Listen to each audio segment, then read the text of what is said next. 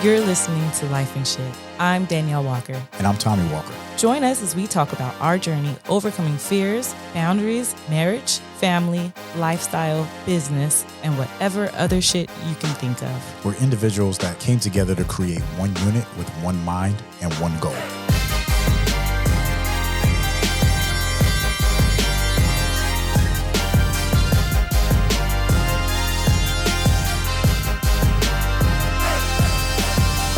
What's up, girl? What's up? How you doing? I'm good. Super excited about this episode. Yes. I got a question for you. What's that? What have you sacrificed to become an entrepreneur? What have I sacrificed? I sacrificed time. I think that would be the biggest time. Time with family, time with friends, time that other people have to just like kind of lounge on the couch. People say they have like a do nothing day. I don't have do nothing days. My time doesn't work like that anymore. Nah, I like so that. Time. And we're gonna dig on that time too, because I got a nice little analogy on how time reflects with being an entrepreneur and kind of investing in money and all that stuff. So Super excited. We got Miles Aaron in the house with us today. Miles, welcome. Thank you. Appreciate you guys having me. Oh, man. Appreciate you stopping in all the way from Texas. Absolutely. to come hang out with us. I travel much farther for this. So, Imai, same question, man. What have you sacrificed to become an entrepreneur? It's a loaded question for me. I've been an entrepreneur for a very, very, very long time, my entire adult life. Health would be one, for sure. Relationships, time. I think everyone who's a true entrepreneur, time. Definitely. But as my wife says, I am a true workaholic, so I actually enjoy the work and the, not to bite Gary Vaynerchuk, but the journey of it all. And I've been on that journey for my entire life. Since I was 17, I'm 37 now, so it's been a while. I think when people say, "What do you sacrifice being an entrepreneur?" I went on the road a week after my mom passed away. That's not necessarily a sacrifice, but that's where my energy is at. Yeah. I have a son that's going to be 1 in October, and to be honest, if it wasn't for that, I'd be on the road even then probably. 10 years ago, I'd probably be on the road for his birthday. I've missed family birthdays. I've been on the road for my own birthday. To be a true entrepreneur, you have to live it and own it and eat it. And I think that, especially if you don't come from an entrepreneurial family, that's facts. Most first-generation entrepreneurs don't. My parents were entrepreneurs to an extent. My mom had a catering company. My dad's a medical consultant, but not in the business I'm in. And it's just, you sacrifice a lot. And you find out very quickly who your friends are, who are going to understand when you miss birthday parties. That's very true. When you cancel trips on your family.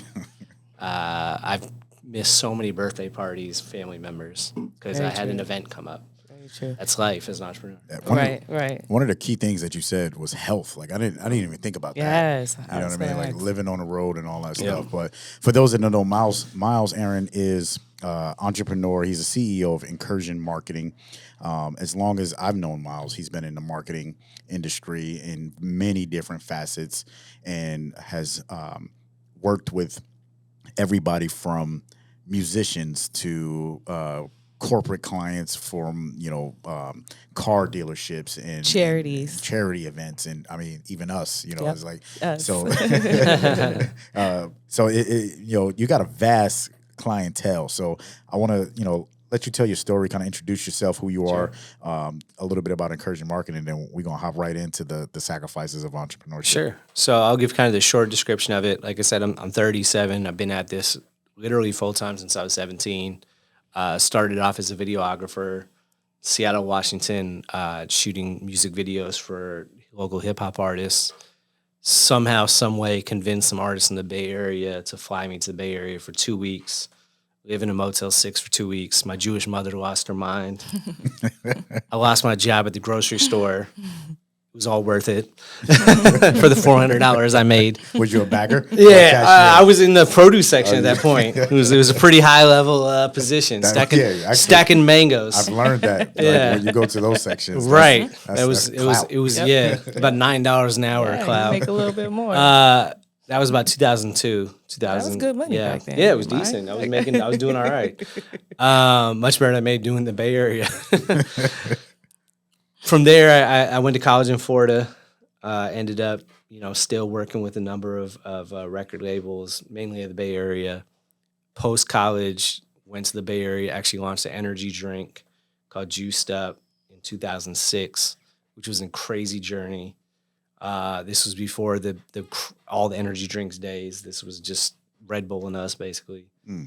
Ran record labels. I mean, I was 21, running businesses. It was insane, but also had no type of personal life. To this day, my friends are people I do business with for the most part, unless I've known you since like birth. I have a few friends that but from there, made my way down to San Diego eventually, which is where I met the Walkers. Down here in San Diego, running record labels, and we obviously with the Walkers had a very successful event company. Did a lot of very successful events and parties. Launched some Hennessy Black, Belvedere 1X. Did very well, and then from there had a lot of fun. From there, moved into corporate marketing. I discovered this world of brand ambassadors and what we call experiential marketing. And realized that all the stuff we did in music, I could go do for corporations and I make a little bit more money, have a little bit less stress. And since then, built my own company with my wife, Encouraging Marketing, which we've had since 2015. We have everything, like Tommy said, from independent clients to Fortune 500 clients. We worked with Toyota, Southwest Airlines, currently working with Arcimoto, actually working with Audi. Some major clients, but still working a lot with independents. Also very prideful that I sit on the board of directors for a San Diego organization called Paving Great Futures. I always say San Diego is like my real home. I don't live in San Diego because I feel like something just keeps pulling me back to the city. But yeah, just a lifelong entrepreneur and truly a person who never had side jobs, never had. I just always believed either you go all the way in or you don't.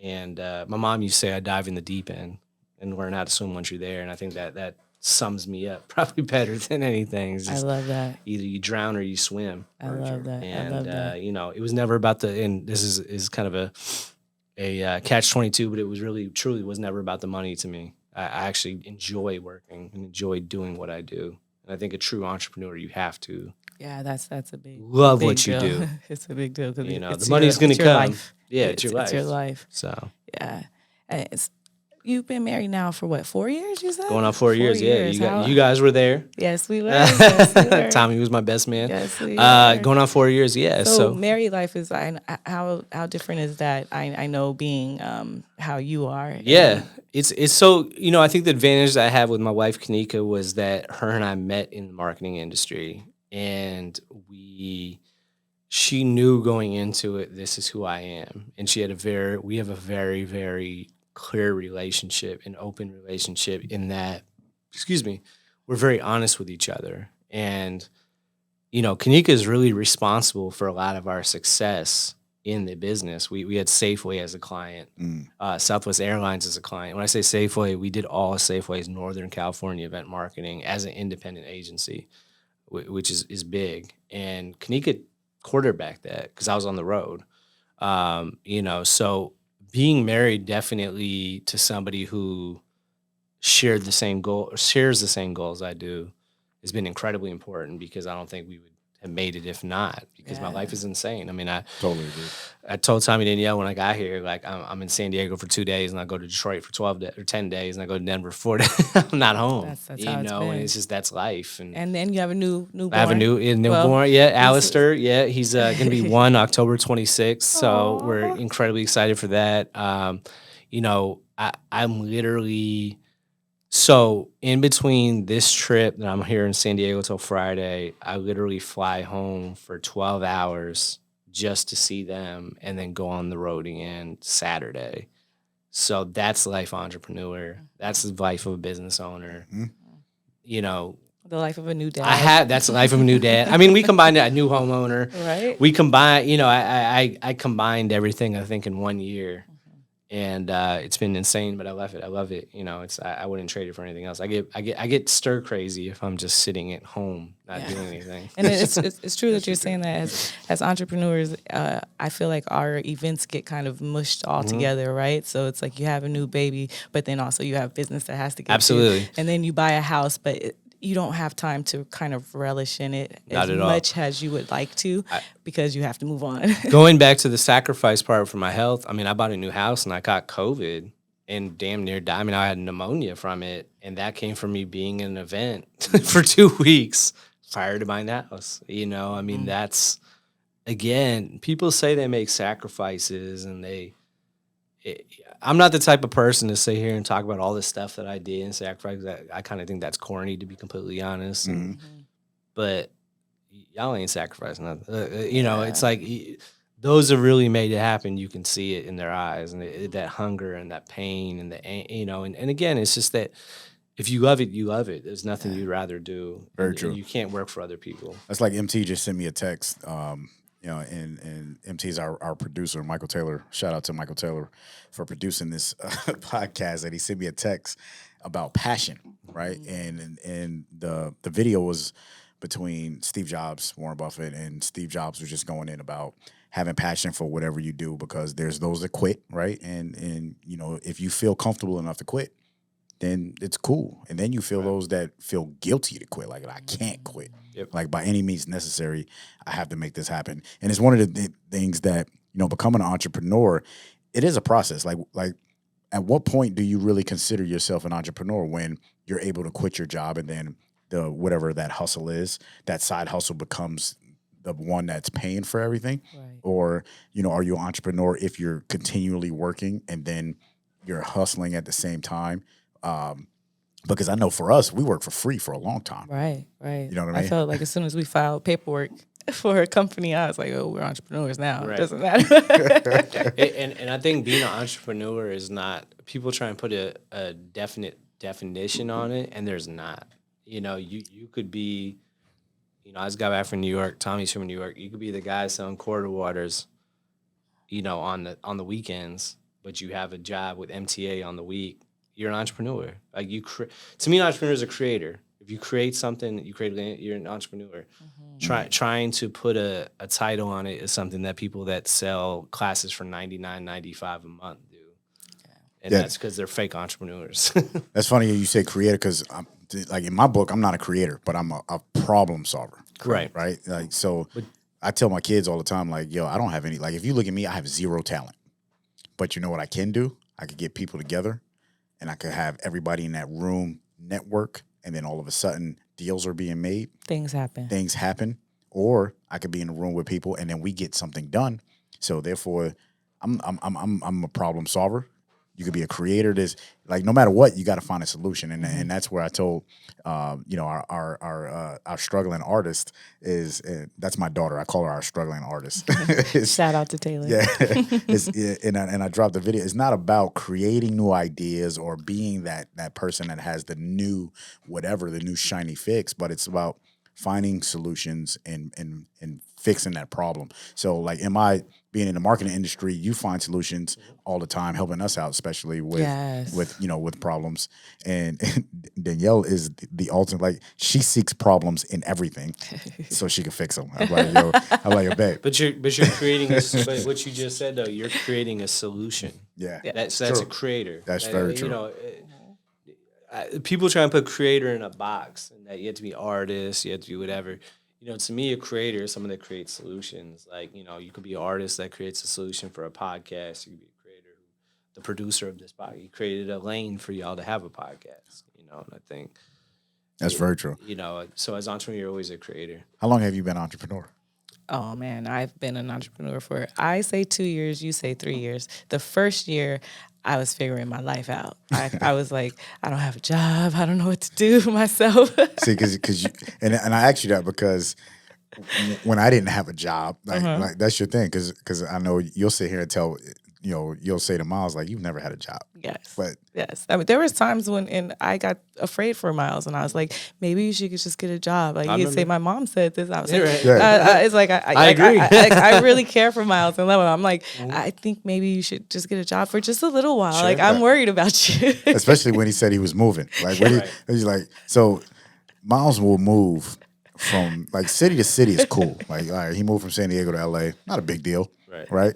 This dude moves state to state with like no plan, nothing happening. I told my wife the other day, if I didn't marry her and I have 2 beautiful stepdaughters I love, and if I didn't have a son, I wouldn't have a house. All joke. Listen, the Marriott Residence Inn is very comfortable in every city I've been in. It's just like home. Listen, like, I've never been that person that bought furniture. I've never been that person. But that also comes from me.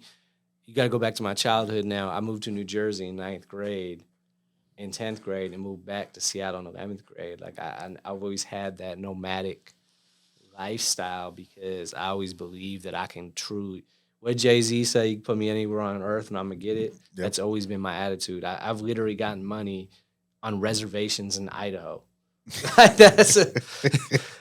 If you're an entrepreneur, and that's why I challenge people. And Danielle, I'm gonna challenge you in a second. You've been an entrepreneur much longer than 2 years.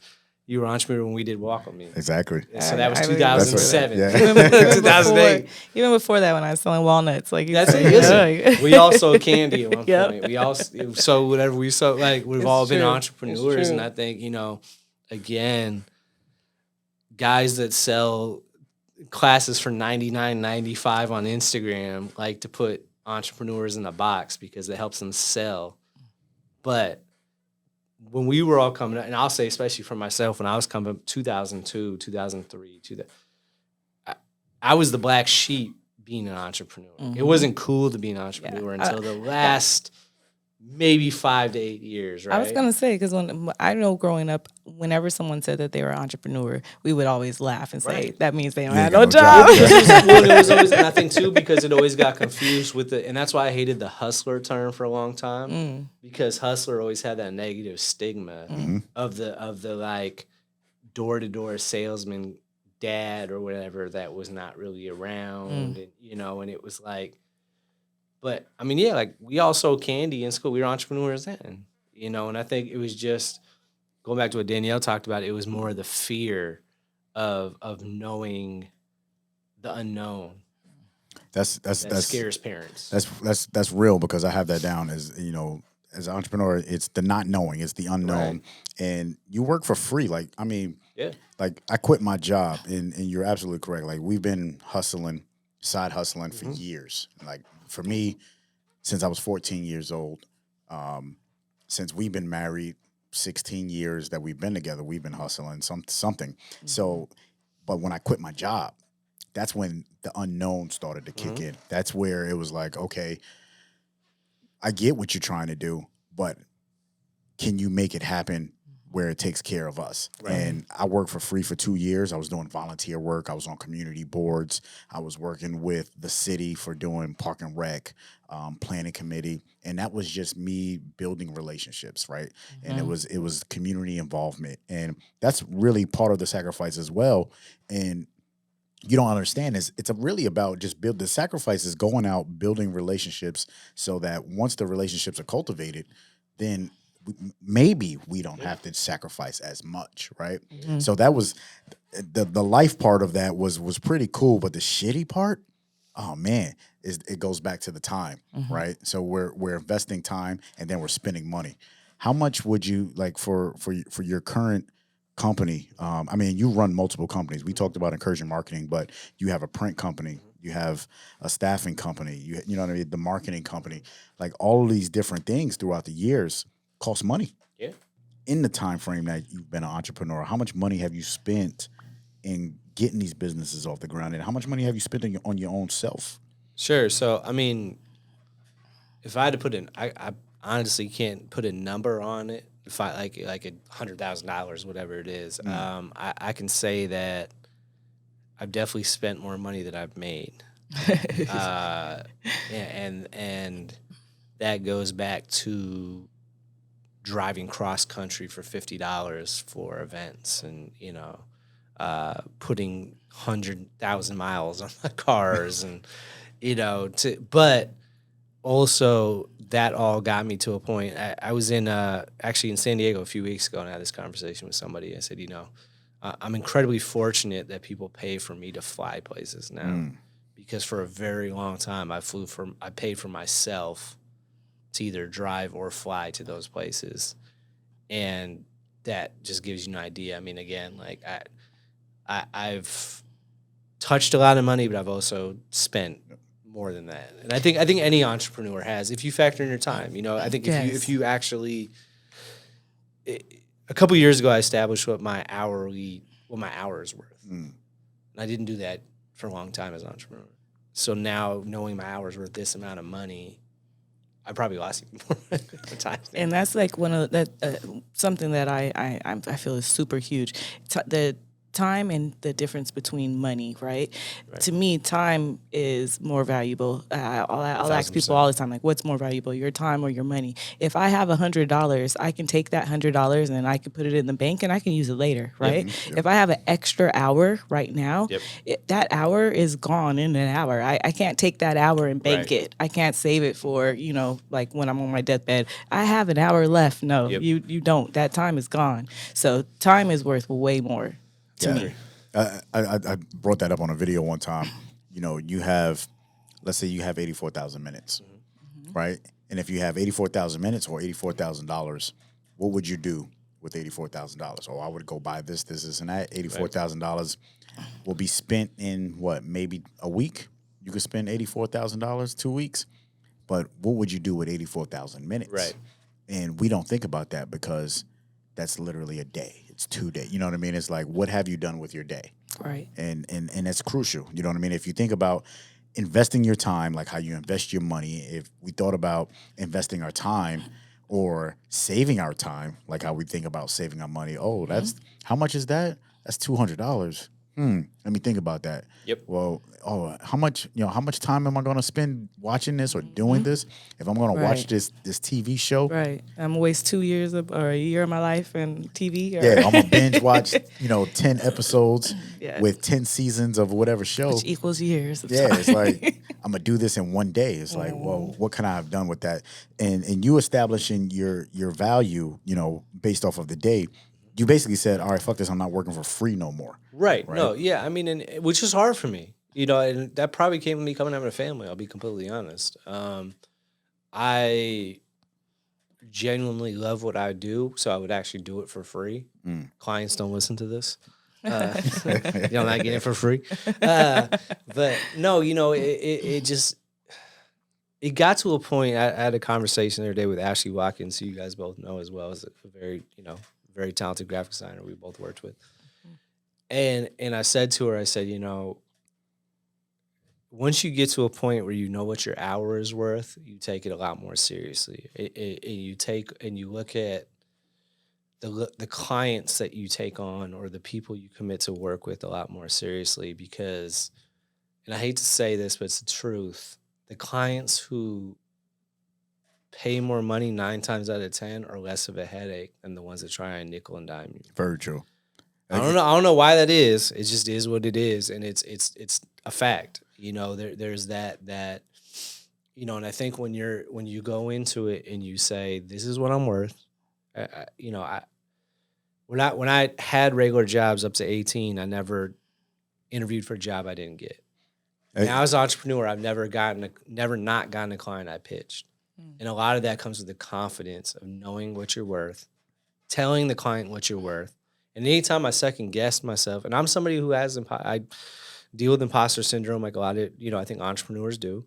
But when I go in confidently, I always get it. Oh, say that again. What is it? Imposter syndrome. What does that mean? So it's basically when you second guess. So I know that I've done very, very successful tours for Fortune 500 companies. But there's still times where that little voice in your head says, you're not qualified to do this. You're not meant to do this. You're not the $10,000 a month you're asking for, even though you charge $1,000 a day and they're going to take 20 days of your time. You don't deserve that. So like a self-sabotage. 1,000%. Okay. And most successful people have it in some way or another. It's whether you listen to it or not.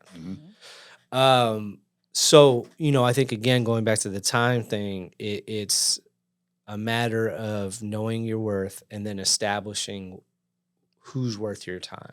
And as an entrepreneur, especially when you're new, like, because you don't realize that until after you takes years wasted, years because you realize time is not valued by others, right? So you're like, all right, I'm gonna give everybody my time, because again, it goes back to those cultivating relationships, and you're like, all right, well, now I understand that my time is worth this, so let me pitch that. But then the self-sabotage is that's a whole nother ball game. Right? And I think it comes with also, like, there's not like a timeline on when you establish that confidence. I've met people that have been in business for themselves for a year who are confident enough to walk into a boardroom and say, no, you can give me $1 million. And they believe in their head, and they might get it because they believe it. I met people in business for 20 years who can't do that. Yeah, I say that it's like the opposite. It's ego, right? Because either you have the one that's telling you you're not good enough, or it's the other side's telling you that you're the fucking bomb and you're gonna kill it no matter what happens. That's true. And then I guess it's you have to find this kind of a balance in between the two in order to be successful. Because if you dwell too far to the left or the right, then it's failure, right? Right. But Tommy's absolutely right. I mean, and you're absolutely right. Relationships are key, though. My entire career has been built off relationships. My most recent client, Arkamoto client, came from a relationship that I've had since 2006. Me and him haven't done business since 2007. Yeah. I mean, but that's the level of relationships I cultivate. Yes. We've known each other since 2007, 2008, I guess. This relationship is going to go on forever. That's what I believe in. I want to be able to say, somebody who I haven't done business with for 20 years from now, or I did business with today, but 20 years from now, we can still do business together because we left in a good place. Yeah, Tommy's always been about building relationships, and I really appreciate that about you. It kind of drove me crazy the first year that you were out working for free. Yep. I was basically the one working every day, still doing the same thing, and working even 2 jobs at a time. And then he'd say, like, "Oh, I'm going to this event, or I'm going here," and I'm like, "What? Like, do you ever work?" It just happened today. So it's like today I had a lunch meeting, right? Right. So I go out and I meet a gentleman that I met a couple of weeks ago, and I'm like, "Yo, I want to go build with you. Let's see what's up. It's building relationships." Then I was like, "Well, what was that all about? What was it?" And I'm like, "Yo, like, it's what I do. Leave me alone. It's a relationship. It's building." And she looked at me like, "Right." If you're watching this, you can see my head moving like this. But if you're listening to it, I was like, "Yo, my bad." But I totally understand. Right. But I mean, also too, like us. I'm saying us 3 now. We used to be out 6 nights a week when we were throwing parties. Yes. And I mean, before I even met you, I was doing the same thing. Before I met you guys, I was doing the same. And you guys were doing the same independently without me. And I mean, that built relationships. We surpassed a lot of our peers because of that drive and that relationship and that energy. And I've been up since 3 a.m. West Coast time, and I'm not going to be done tonight till probably 10, 11 o'clock West Coast time meetings. But that's relationships, and I think relationships are the way and go. You two are excellent and awesome relationship builders. I will say that, and I've definitely learned a ton from both of you. Thank you. I mean, as I'm someone who's more private, and I'm like, I don't want people in my business, and I don't got time for it, and I have a lot of family, so I'm like, instead That's of your relationships are. Yes, your relationships with your family, your friends, people that are real but you're also the more analytical person. So my wife is the same way, and I think that strategically, Tommy and I need that. We need those people because you're the ones that can kind of sit back and say, you know what? That person's not really who they say they are. Versus Tommy and I are, because Tommy and I are like the pit bulls off the leash going crazy, doing what we do. You guys are the more kind of like, all right, like, and it's good. You need that. You need that balance. And every good business has that. Yes. Every successful business has that, Warren Buffett has Charles Munger, like everyone has that other person who's the guy behind the guy, the person behind the person. You gotta have that. True. But so we talked about sacrificing time. Mm-hmm. We talked about relationships. What about the money? Like we didn't dig into the money. So one thing about being an entrepreneur is you sacrifice your credit. Some go bankrupt. Like we've had conversations with people. Oh yeah, the first business I went, I filed for bankruptcy and it didn't work out. But then I started another business. And to me, like that's dope. That's balls. Yeah, I'm like, yo, that's what I'm talking about. Yeah. So, I mean, for us, we sacrificed, from a financial standpoint, not only the investment of making things happen and paying people, because this one thing is in all of our endeavors, we've never got paid.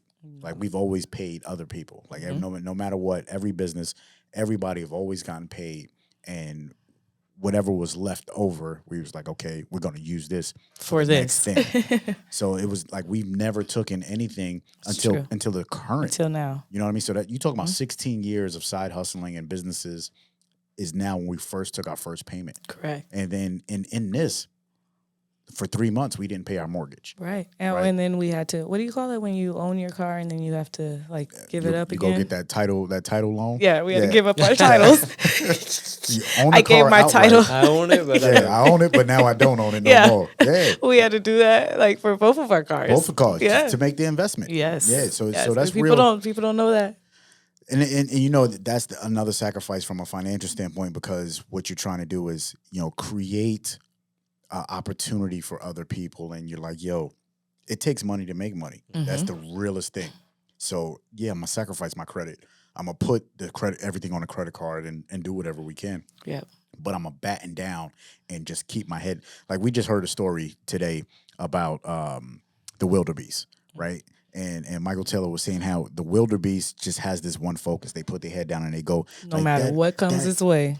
That story was like profound. It was. No You know matter what I mean? what's around it, no matter Exactly. what's going on, it's just focused. Focused on the end goal. Yep. And if we all work together, we all as a herd, if we all come together, then we're going to get there. So to me, that's, as an entrepreneur, you got to put your head down and you got to go for the end goal. Yeah, you're going to make some sacrifices, credit, bankruptcy. Your reputation is, from a financial standpoint, you might, your reputation might get a little sour, but as long as your integrity is there, Right. You know what I mean? And from your relationships, then you're going to be okay there. And you're going to have times where you will not get paid and pay people, which in our entertainment business, we paid Miles and we did not get paid. And I remember I was like, oh my God, we're paying this man and what is he doing? Oh my goodness. I used to be so stressed. It was every time. I love Miles to death. But when it came time to writing that check, I was like, what the hell is Miles doing? I remember Consulting. it's consulting. Because we're having a lot of fun with Miles, but is he working? Yeah. But no, he was, and I appreciate you for those Absolutely. days. Oh man, that goes back to the analytical part you was talking about. Like, Yeah. they was like, Someone's got to analyze the check. He's a cool dude, but I don't know. oh man, so and that's all a part of enjoying the process, right? Yeah. The journey is everything. So as an entrepreneur, even if you don't let nobody justify whether or not you're an entrepreneur. You know what I mean? If you're out there side hustling and you're legitimately trying to fix a problem and build relationships and you're investing your time and investing your own cash, you're an entrepreneur. You know what I mean? But don't be out there trying to take advantage of people and calling yourself an entrepreneur or trying to, steal something or whatever the case may be. That's where the difference come in. That's where it's not a sacrifice. And that's when you're just a hustler, like we discussed. You're looking for a quick come quick up. buck. I mean, I think just be yourself. Yeah. Be authentic. Like one thing with me is I've been around so many different people in my life and business. And, bad people, good people, Right. whatever you want to call it. And I've always been me. And in business, the same thing. I think the thing that irks me the most about the social media age is you have all these business coaches now who never built anything or never actually created anything. And they're convincing other employees who also have day jobs like they do and who have, there's nothing wrong with having a career than having a business. I commend people that do that. That's a much safer way than how I did it. Yeah, you're right. You could be an entrepreneur with a career. 1,000%. Listen, you could have a 9 to 5, and then from 6 to 4, you run a business.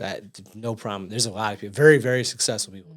Or or be an employee and be the best employee where you would have thought like, right? Is this your business? But don't misrepresent yourself as being this business coach, and all you did was get a logo and an EIN number, and now you're a business coach.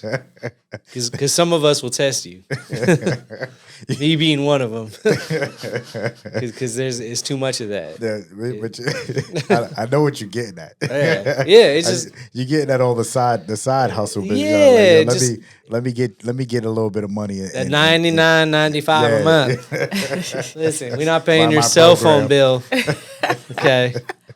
Man. You made me feel bad because I want to be a business coach. Listen, but the difference is, Tommy, we talked about this before. We've built things. We have measurable businesses. I can show people business. I'm saying just you and I now that we've built. You haven't built nothing. I appreciate that. I'm gonna call you on it. I'm gonna ask you what you because you're being predatory. Yeah. And I have a problem with that because I was an entrepreneur when it wasn't cool to be an entrepreneur. And now we talked about you bouncing from state to state, city to city, being an entrepreneur. Like you said, your adult life, and then us jumping out when we was like, all right, no more steady income jobs, but now we're out here in these streets and making it happen. What would you say is the best advice on making that happen? Because to me, it's like we had like a game plan. It was like, all right, babe, we sat down at the table and we said, all right, in order for you to become self-employed, whatever you want to be, whatever industry you want to get into. For me, it was real estate at the time. We have to get rid of this debt. We have to have this income. So having little to no debt was a very important thing. Being frugal. Now I know you personally, and you're a very frugal kind of guy. How is that like mentally? Because whatever it takes, like you'll make $10,000 this month, but then you're like, all right, that doesn't mean I got $10,000 I could blow. Right. Listen, I mean, so for me, it comes from being 17, 18, 19, 20, 21 in the music industry. I was 21 with an energy drink. So I watched people invest hundreds of thousands of dollars in an energy drink that unfortunately didn't go anywhere. It was what it was. We sold it later. I saw so many people blow millions of dollars on bullshit, basically, for lack of a better term. That once I actually got a little bit of money, and also coming from my parents, being that my parents were really first generation having money. They both grew up very, very low income, working class. I mean, both made their own ways. And I think they instilled in me that I could get $1 million check tomorrow and I'm still going to go to work the next day. In 2018, we had probably our best year in the marketing business. I didn't care. Like 2019, I wrote myself a great bonus check. Felt good about it. I was like, cool, I'm going back to work now. Because again, as you said, the money's going to come. I could get 10 grand this month. I get 20 grand this month. I might not next month. And that's part of being an entrepreneur. You're not going to accrue any more debt. Right. And now that I'm an adult and I pay taxes, I know half of that's gone, if not more. Having a son now, having my daughters, I want to set them up for success. I want to be, I have an extremely high life insurance policy, so they're good, but also I want to be able to give them, I gave Amari, my nephew, vending machines when he was, 'cause I want to set them up, but frugal is right based on and my wife will tell you the same thing. I literally could touch $1 million. Like right now I own a house, fine. I'm a homeowner. I still operate like I'm not a homeowner. I don't, to me, every expense is like, damn, I got to go, I'm going to go create a lane to pay for this new AC. And that comes from my 20s especially, I remember being 24, 25 years old doing Nintendo Wii campaign at Fashion Valley Mall. Broke as hell, didn't have money for rent, got a check for like a couple $100, and a blind kid was lost by the trolley stop. And he was like, I don't know how to get home. I had like $20 in my name. I gave him the $20. I'm not telling that story for any type of like, but that's the type of person I am. Like, I know I'm going to go get the other $20. This blind kid might not make it home if I don't get him on the trolley right now. You know what I'm saying? That's huge. But that to me is a true entrepreneur. When the pandemic happened, and Tommy and Danielle know this, I was supposed to go on a 6-month tour. And like, I was supposed to leave on a Wednesday. That Monday, they canceled the tour. Yeah, that was it. Yeah. And I immediately called Tommy like, yo, I'm going back doing some videos. I'm about to do some graphics. We'll make it happen. You went back to the basics. Go back to basics. You know what I mean? Like that's a true entrepreneur, though. Yes. A true entrepreneur is an alchemist. Yeah. In the truest sense. The greatest thing you said is to do what you love, right? That's it. Because what is it saying? When you work doing what you love, it's not work at all, right? So if you love it, then that's the main thing. Absolutely. So the main thing that I would tell anyone who is desiring to be an entrepreneur or wants to be one, that you need to do what you love, right? Yep. And even in our industry, I always say Tommy was the one who was in FedEx. He, trucking and transportation, and like that's things that he loves.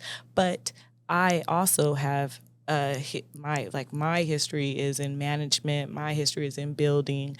My history is in people relations. So that's what I love. And in that business, I was granted the opportunity to do those things.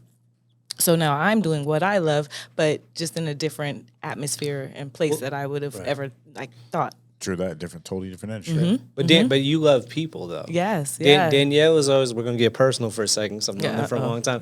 Danielle loves people. So she's gets to deal with manage people. She's doing what she loves. And it's listen, like, if you don't love the grind of it, then don't be an entrepreneur. Yeah. That and then, like we said, making sure you set yourself up for the journey, Yep. right? Because it's not going to happen overnight. It is a process. Yep.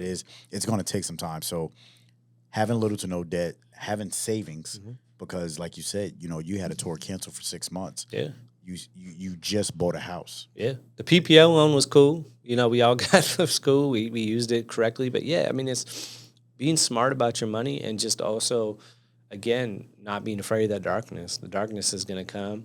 If you're truly about that life, you're going to find out extremely quickly how about that life you are. One thing you said, and you talked about, the self-sabotage, Uh-huh. focusing on yourself and becoming the better version of you, right? So that's the other thing, is like, in being an entrepreneur, the investment is not only in your business, but man, you got to get better. Yeah. Like every single day, you got to be better. You can't, like, we laugh because we're sitting here drinking wine, and I said, I'm starting to enjoy wine more, Right. because I'm not the same dude I was. No. You know what I mean? And the dude you were Yeah. used to do a lot of random things, and so you get better over time, right? Yeah. You're like fine wine. You're still, I mean, I think you're always the It's same. true. After 21, you're the same person. It's just levels to that person. And how do you get better though? Like what? I think just learning from your past. We Experience. talked about it earlier, but I don't think there's ever mistakes. There's not ever losses. There's nothing. It's learning and saying, you know what, that was stupid what I did, or whatever that decision was. But instead of beating myself up about it, I'm going to learn from it. I'm going to be a better person. And I'm going to take feedback from the people I love and care about, and actually listen to them. And then be a better person, but also knowing you're still going to be like, the 21-year-old MI is still, it's in me. Yeah. It's there. It's not going anywhere. But it's controlling that person, right? Right. And knowing where that trigger is, or what that. And I think just a lot of people, it's just being self-aware. Jim Rohn, my favorite Jim Rohn quote is, never wish things were easier, just wish you were better. That's it. I love that. That's it. Just That's wish it. that you were better. Yeah. Pray for challenges. Like, the challenge is going to show you very quickly who you are. Yeah, that's super dope.